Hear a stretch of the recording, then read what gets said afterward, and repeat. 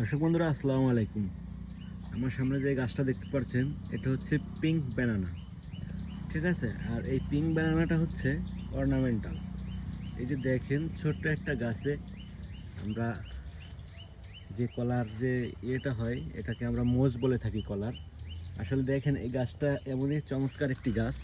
এই যে গাছটা দেখেন ছোট্ট এক হাতের মতন হবে একটা গাছ, কলার কিন্তু মোজ বের হয়ে গেছে। আর এটার বিশেষ যে জিনিসটা, এটার মোচটা দেখেন উপরের দিকে ঠেলে উঠতেছে, ঠিক আছে। আমাদের দেশীয় যে কলা গাছগুলো আছে সেইগুলোতে আমরা দেখি সাইডে এক সাইডে কাইত হয়ে মোচ হয়, কিন্তু এটার উপরের দিকে ঠেলে উঠছে। এই যে এটা হচ্ছে অর্নামেন্টাল। এটা আপনারা ফুল গাছ হিসাবেও ব্যবহার করতে পারেন, এটা বাসা বাড়ির টবে রোপণ করতে পারেন, খুব সুন্দর। আর এটার ভেতরে যে কলাটা হবে সেই কলাটার কালার হবে এই যে মোচের যে কালারটা পিঙ্ক কালার, এই পিঙ্ক কালারের হবে, ঠিক আছে।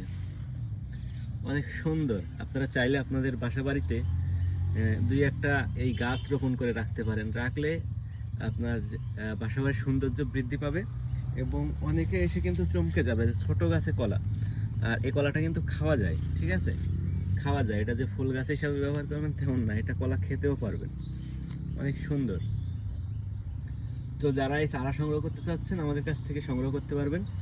আমরা সারা বাংলাদেশে কুরিয়ার সার্ভিসের মাধ্যমে এই চারাগুলো ডেলিভারি দিয়ে থাকি। তো সবাই ভালো থাকবেন, সুস্থ থাকবেন। আল্লাহ হাফেজ।